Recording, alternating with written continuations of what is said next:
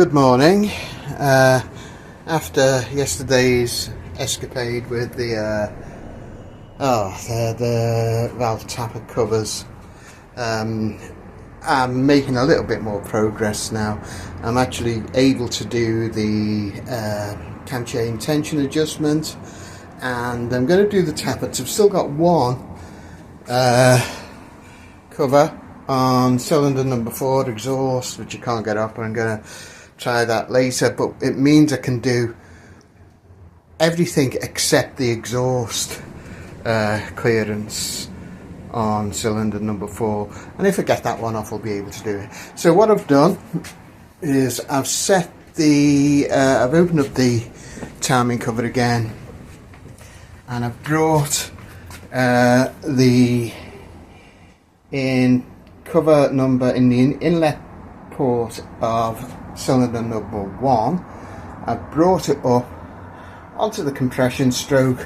It's a top dead center. What I would suggest is you've got a viewing hole here. It's not very easy to see, but there's the hole there. You can see where it goes on. First the firing line and then top dead center. Use a head torch. That's what I use. Actually, it makes life much easier to see that. So it's on top dead center on cylinders 1 and 4, but on number 1 it's on the compression stroke, and I can confirm that because there is some clearance. You won't be able to hear it, but I can feel it there. So we can start doing the clearances, and what I do, just for logic's sake, we look at the book again. Once I've got it on top dead center, compression stroke on inlet cylinder 1, it means I can check the clearances on the inlet and exhaust on cylinder 1.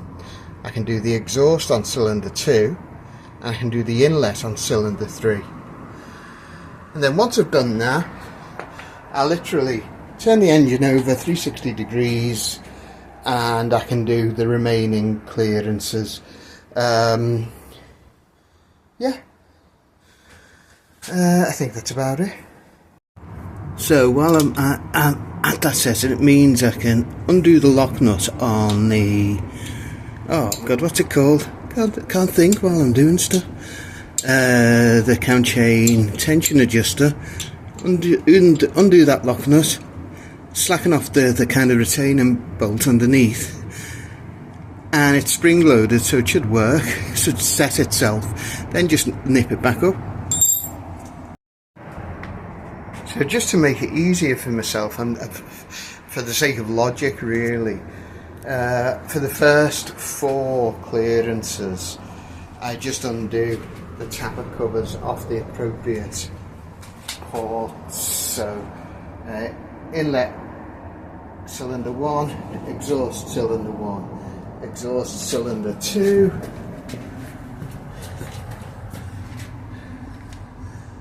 inlet cylinder 3.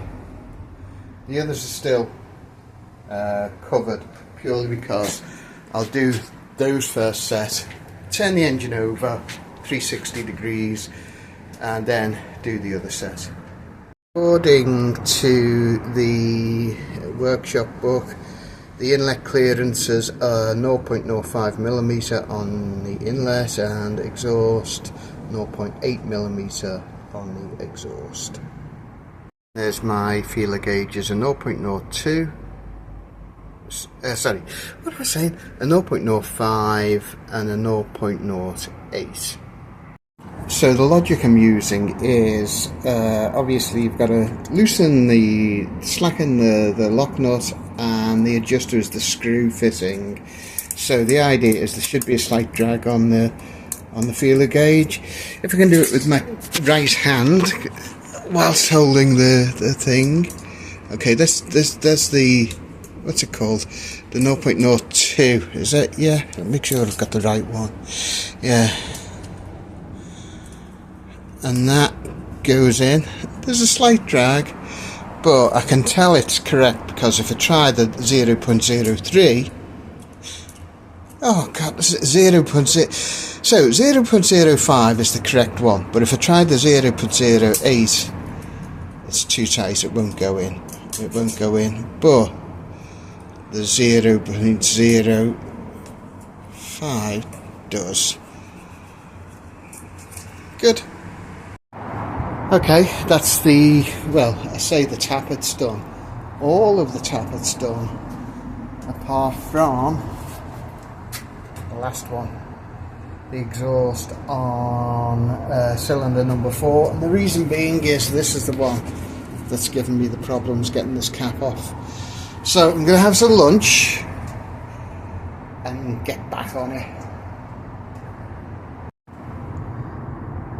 I'm pleased to say I got the last cover off. I had to destroy it in the process. I needed to use a cold chisel and a hammer, but I got it off quite easily once I did that. Obviously it just needed a bit of force.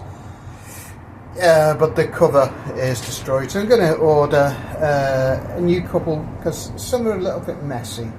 Most of them are okay. Actually, this one's a little bit chewed up here, but I'll get that. But the important thing is O-rings.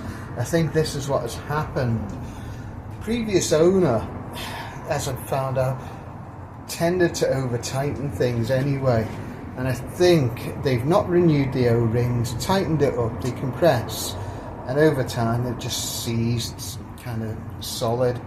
So a new set of O-rings, I think, for everything. Also, you know, as usual, you end up making things. I made myself a nice little tool here. It's an Allen key and a 10mm socket, a spare one that I had, and it helps getting under, doing the tappets under the frame, because it, again, the previous owner had over tightened the actual lock nuts on each of the tappets, and you needed some leverage to get it on.